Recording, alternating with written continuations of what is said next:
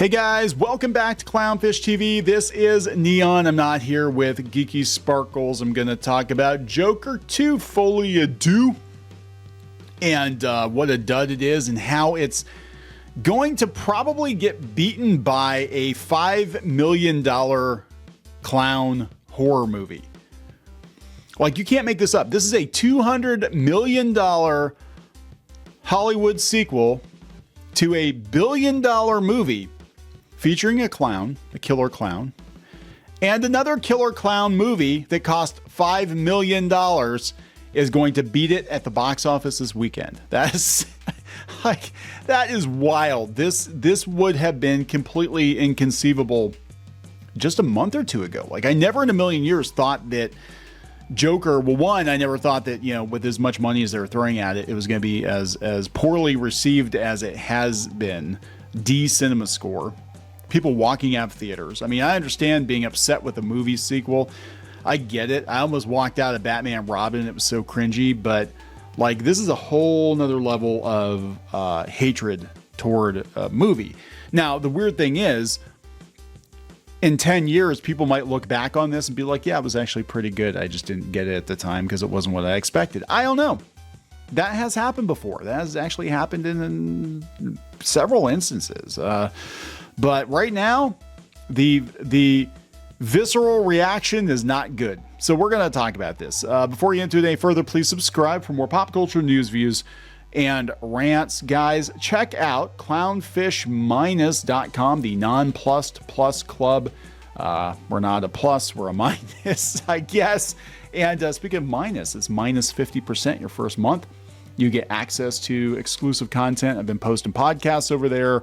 We're going to be posting all kinds of stuff over there. We're going to try to migrate some of our content off of YouTube. I don't have a really good feeling about YouTube going forward. I'm going to be honest. It's definitely changing and not for the better for creators. And also just it's smart to make sure you don't put all your eggs in one basket, right? But we also have products out there. We're going to be stocking more. I love this hat. This hat's my favorite hat ever. I've actually got one here, and I think next time I do a live stream, I'm going to be wearing it on there. But yeah, we got the Dismal shirts back in. We got the Clownfish pins. We actually ship them, and once we get our comics distribution network set up better, we're going to be offering our comics again, probably through this site as well. So there we go. Thank you very much, clownfishminus.com. It's come from Deadline. Terrifier 3. I didn't even know there was a Terrifier 2. I didn't even know there was I've seen this clown around, but I'm not a huge horror movie fan, slasher film fan.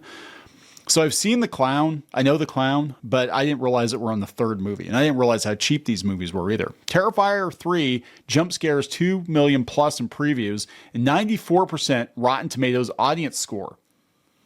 Joker Folie à Deux ends its first week with a $44.6 million box office. Cineverse's unrated slasher threequel, Terrifier 3, grossed out $2.6 million in previews on Thursday. There's speculation that this micro-budget movie, which cost them under $5 million in its entirety for acquisition and P&A, will topple Joker from the top spot of the box office in its second weekend with an $11 million take. So that's crazy. We'll see. It all depends if Cineverse's thrifty marketing campaign finds a greater audience beyond the core it's promoting to bloody, disgusting followers. The Damon Leone written and directed horror movie is 94% on Rotten Tomatoes and 78% with critics. That is a hell of a lot better than Joker.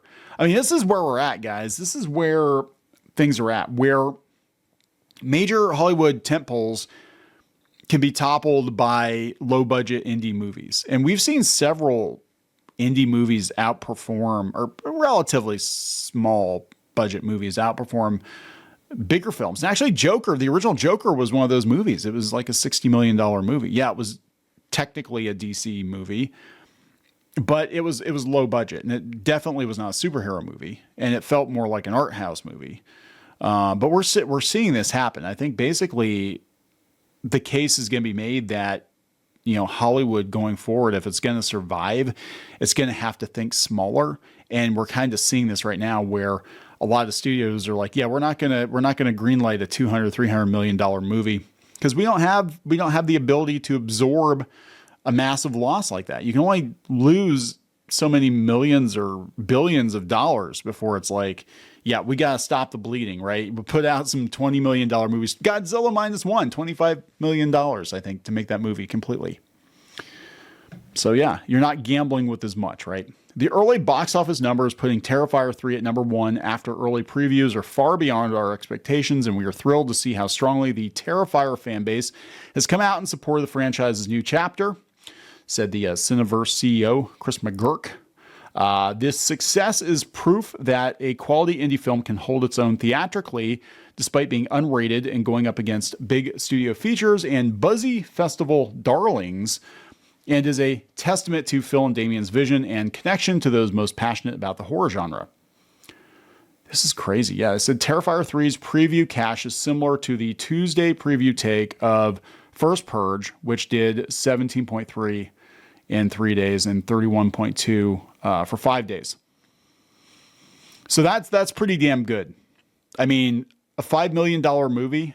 This is kind of like the original Blair Witch Project. It was very, very low budget, and it made a ton of money. And then people tried to replicate that. They did the sequel. Sequel's awful. I don't know if they tried to reboot it or not, but Blumhouse has a lot of success with movies. And I was thinking, Five Nights at Freddy's being a $20-25 million movie and making a bunch of money. And that was with it being on streaming. It was actually on Peacock the same time it was in the theater, and people still paid to go see it in the theater. But that, it's Five Nights at Freddy's, right? So Joker 2 ended its first week with $44.55 million after a $1.1 million Thursday, down 12% from Wednesday. The first week take is 19% behind the first week of Marvel Studios' The Marvels. They're calling it a bomb. They're calling it a bomb now. The trades are calling The Marvels a bomb. You weren't allowed to call it a bomb. It did $54.8 million. But it's 15% ahead of Furiosa's first week, which did $38.9 million. Well, Furiosa is not Joker, okay? Is not a Batman adjacent movie. So yeah, Marvel's dropped 72% in its second weekend, the worst ever for an MCU title. Furiosa dropped 60% in its sophomore session. Marvel's ended its domestic run at 84.5. Furiosa settled at 67.4. We don't know where this one's going to go. I'm hearing it's probably going to be the biggest drop off ever because the word of mouth is not good. And again, you can think about the movie whatever you want to think about the movie. You can be like, it's a magnificent movie. And some people think it's a great movie. That's fine. There are people who actually think it's a good movie. And some people might watch it again in 5 or 10 years and be like, yeah, this actually wasn't as bad as I thought it was. But right now, people are pissed. People are really, really pissed. And, will anyone get fired over it? No. That's what Hollywood Reporter is saying. They're saying no one's going to get fired over Joker being a misfire because, frankly, the first one made so much money, and you get a couple of mulligans in Hollywood. You're allowed to have one misfire if you've consistently put out hits. And the Hangover movies, Todd Phillips, the Hangover movies made money. Joker made $1 billion. This was a misfire. It was a huge misfire. But, I don't expect them to give him a budget like this again to work with. I don't think he's ever going to get, $200 million to play with again. The only reason he got that was because of the first one doing so well. And it might be a case that, the story I've heard is that Joaquin Phoenix had the idea for the movie. It came to him from a dream, and there really wasn't an organic sequel to Joker. It was just like, they just kind of did it. And the studio's probably like, give us another one. This time put more Catwoman in it. Put more Riddler in it. Why no one will get fired over Joker, coming from the Hollywood Reporter. It's a huge disaster, but what is the fallout? There isn't one, they're saying. They said that Michael DeLuca and Pam Abdy took over as co-heads of Warner Brothers in 2021. And one of the first decisions they made was to move forward with the sequel to Joker. Virtually all the key deals were already put in place by their predecessor, Toby Emmerich, with A-list director Todd Phillips and Joaquin Phoenix getting $20 million paydays, and the film landing a rich net budget of $190 million. The first one was only $55. Phillips is a huge asset for Warner. One small outstanding matter was Lady Gaga's perk package. Within weeks, papers were signed. $12 million for Lady Gaga. Abdi and DeLuca could have said no to making the film, but they would have been the laughing stocks of Hollywood, considering the astonishing success of Joker and its record-shattering ride at the global box office, where it ranked as the top-grossing R-rated movie until Deadpool and Wolverine came out. But over the October 4th through 6th weekend, everyone at Warner's, including the executive duo, were left reeling as Folie à Deux collapsed at the box office with a $37.8 million domestic opening, becoming the first comic book movie in history to receive a D cinema score. So I'm thinking of all the really god-awful comic book movies over the years. And I don't know if they had cinema score when Batman Robin was in theaters. But now here's a weird thing. I actually watched Batman Robin with my daughter she watched it for the first time just like a week ago. She's like, I want to see how bad this movie actually is. And we watched it and I'm like, it's bad, but it's still watchable. Like I could watch this movie again. And even if it's just to laugh along with how bad some of it is, right? Like they weren't even trying. Like at least with Batman Forever, you could see a little bit more connective tissue to the Tim Burton Batman movies.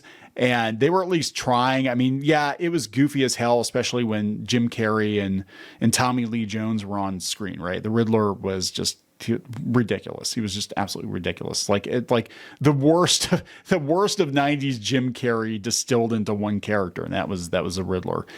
And but then you had some pretty serious scenes with, Batman and Robin and Alfred. And so, yeah, it was like you definitely you could feel, but with like Batman and Robin, they're like, yeah, we don't give a shit.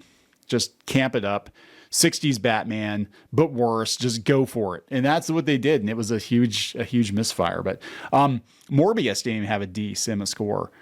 Madam Web didn't even have a D cinema score. I mean, these are recent movies. These are terrible, terrible movies. And they still didn't get that. Because again, the visceral reaction to this, regardless of the actual quality of the movie, the visceral reaction, people's reaction to this is negative. It's overwhelmingly negative. Like they hate it. They hate what they did. So they walked out of the theater. They gave it a D. They said, this is freaking terrible. Phillips, according to one source, spent the weekend in seclusion on a ranch property he owns. He had to have known, because even the marketing didn't make it look like it was going to go the way it went. Like they really downplayed the musical aspect of it, or made it feel like it was just, a dream sequence here and there or whatever. And they really played up Joker and Harley. It's going to be, Bonnie and Clyde or something. Domestically, it opened well behind The Flash, which again was another one. Like whoever's in charge of projections at Warner Brothers, you need to fire them because they're always wrong. The Flash was supposed to be like a $70 or $80 million opening. They were saying $100 million. Oh, we got Michael Keaton Batman back. It's going to be like our Spider-Man No Way Home, because we got Michael Keaton Batman back. I'm like, yeah, for like 7 minutes. And then you kill him. Whoops, spoiler. Yeah, you kill him repeatedly. Stupidly. Whatever. It came behind Morbius. It's a complete audience rejection, says one source close to the film. No shit. Overseas, it came in at an estimated $81 million, in line with expectations, but notably behind the first film. While it's not the lowest North American opening for a pick based on a DC character, Folie à Deux is a major stumble, yet numerous sources tell The Hollywood Reporters no studio head in Hollywood, save for perhaps Sony Pictures' Tom Rothman, who would have turned down making a sequel to a film that was both a commercial and critical hit. To boot, Abdi and DeLuca were under orders by Warner Brothers chief David Zaslav to fill a bare cupboard after the studio's Project Popcorn disaster, which alienated talent by sending its entire 2021 slate, day and date, streaming to Max. Zaslav's also keen to exploit the company's IP more fully. So yeah, I think the studio put pressure on them to make a sequel to a movie that did not need a sequel. Gremlins 2. Some people love Gremlins 2. I think it's a parody of the first movie, and I think I've watched it twice maybe. And I might feel differently now, but I think it's goofy as hell, and it feels like a parody of the first movie, and it tears down the first movie, and I can't get behind it. It's a collective failure, but it was right to make the movie, says one top veteran producer and financier, who points out that Phillips is a brilliant director who has made Warner's billions between the Joker and the Hangover movies. Yeah, you get a mulligan, right? Now, if he delivers box office bomb after box office bomb, then yeah, he's not going to get a phone call, but they're going to be like, hey, you know, you win some, you lose some. You made $1 billion, you lost us a couple $100 million, but we're still up, right? We're still up. We're still up hundreds of millions of dollars because of this guy. Observers wonder how DeLuca and Abney could have presided over a film that veered so far off course from what audiences wanted or expected. One answer, perhaps, Phillips was given the extraordinary level of autonomy and final cut. There was no test screening, though insiders say this was a mutual decision between the filmmaker and Warner's in order to preserve spoilers. That decision does stretch credulity, as the film does not have a particularly spoiler-heavy plot. Even spoilerific movies like Endgame have multiple test screenings. They were designed for two different reasons. Endgame was designed to please audiences and make the maximum amount of revenue for the Mouse House. If Disney were in charge of DC, it would have been a very, very different movie. It would have been Harley and Joker out doing crime, making jokes, doing more crime, making more jokes. Lots and lots of jokes. That'd be a pretty fun movie, actually. But that's not what we got. That's not what we got, guys. Yeah, so this is basically, you're only as good as you know, if you're in the hole and you've cost them hundreds of millions of dollars consistently, time after time, yeah. But they're going to look at it and be like, okay, this is the first misfire you've had. We're going to give you a pass on this one. Yeah, what's $200 million? You know, we don't care. But it is going to go down in history as being one of the most ill-conceived sequels of all time. Regardless of whether you like the movie or don't like the movie, they really did not read the room. And there's not a lot of people in the screening room now because of it. Gonna wrap it up. Please subscribe. We'll talk later. Join the reef. Go to clownfish-.com. That's clownfish-.com. You will get exclusive access to podcasts and videos and comic strips and more, as well as merch discounts. Check it out. If you were a member, you could get this t-shirt, this dismal t-shirt on our website. You'd get a 10% discount on that. You can also join in the community on clownfish-.com. Thank you so much for the support.